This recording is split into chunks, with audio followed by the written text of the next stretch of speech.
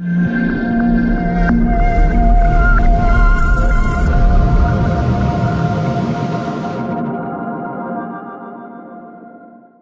to you by DCP Player version 2, available now. Hi, this is James Garden, the Cinetech Geek, at the Australian International Movie Convention again. And today I'm with Jaro from a lamp company, it's a digital cinema lamp company. It's called Advanced Specialty Lighting. And I thought he could tell us a bit about his lamps and what he's got to sell, but also tell us a bit more about how lamps have evolved into the digital cinema area. So firstly, tell us about your company, Jaro. Advanced Specialty Lighting was created in California as ORC. That was the name of the company, and we bought the company in 2003. And since that, we're operating this company in Chicago. Chicago are the headquarters.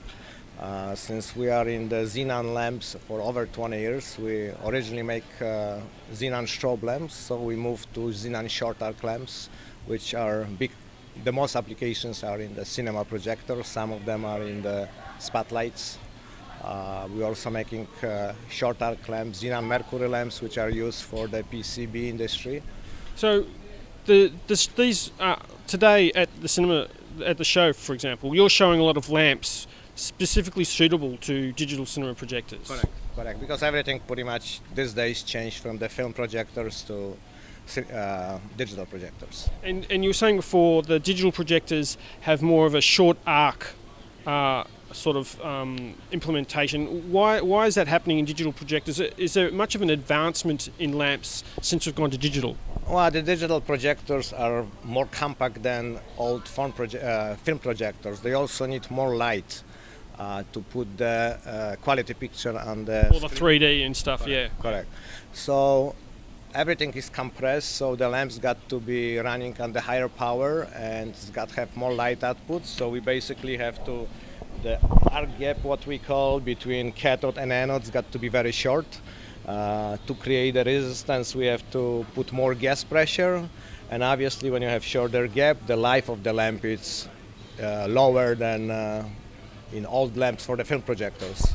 And on that topic, lamps, as we know, the amount of light they produce over time can go down. Is that improved with these type of lamps? What's the status on the consistency of quality of the life of the lamp in these new type of lamps?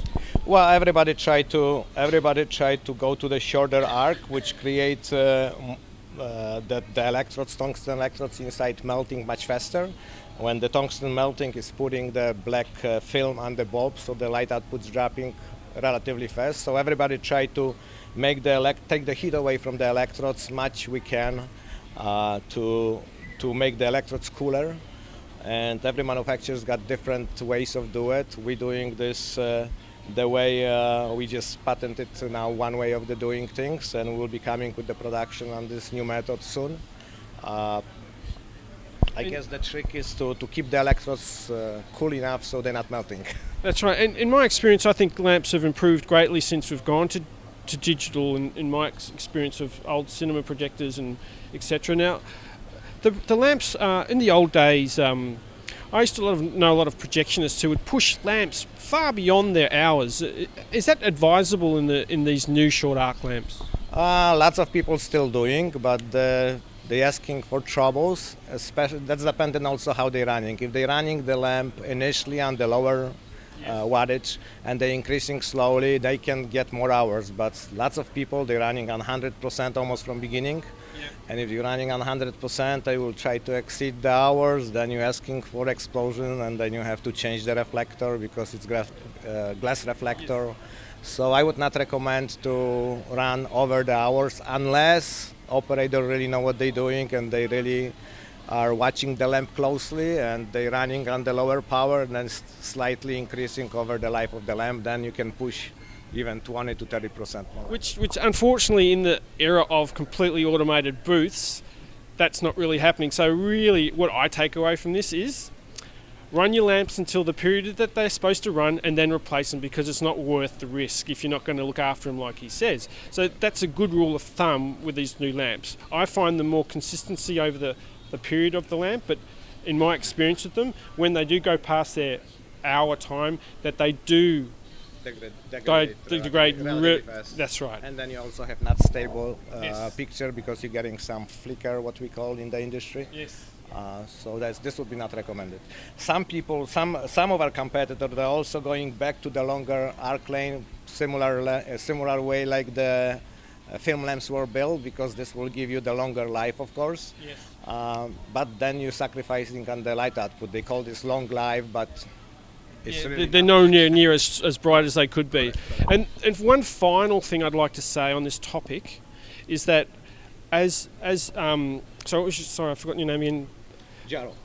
Jaro saying about the heat, or because they're short and the heat of the lamps are a lot hotter, etc. One of the major problems I've actually noticed in the field is that when people do not have the correct exhaust systems in their projection booths, and they let the heat of the projection booth vary quite wildly and go to quite hot temperatures at time. This is you shouldn't do that. In my experience, is that can really degrade and shorten the life of a lamp. Is this your experience? Yes. And every manufacturer of the projectors, they specify what is the minimum requirement is for the exhaust. I would recommend, if any, you should have more exhaust, Yes, even more than than the your- minimum. that's right. This will improve your also life of the lamp. And if In my mind, not just the consistency of the less flicker, and consistency of the quality of the lamp, and that's Correct. more important than anything. Correct.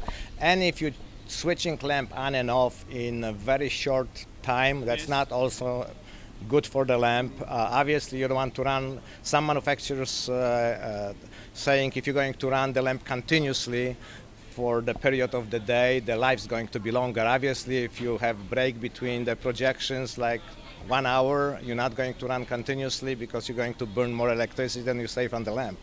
But if there is like sometimes application is where you're just switching off for like 10 minutes, the lamp will not even cool down very good. Better to keep the lamp on continuously. But if you're switching off for more than half an hour, I would not recommend to save the lamp, just to keep it, because on the end you're putting more hours and That's you're getting the same. very good advice, because it's happening with electricity in Australia, for example, is going up considerably in the last number of years. So a lot of people are now very much, if there's over half an hour gap, they are turning off their lamps, and the automation systems can deal with that. So it's a very good. Thank you for the you said basically if it's over half an hour, it's probably okay, but if it's less than half an hour, you don't recommend. Correct. Just keep it on. So at that time makes sense, but if it's more than that, it doesn't make sense, because electricity what you're taking is it's worth it more. Anyway, thank you, Jaro, for the wealth of experience that you have behind your lamps, and so do consider them. He's very helpful in doing a presentation with us at Cinematech Geek. So if you do see their information, do have a look.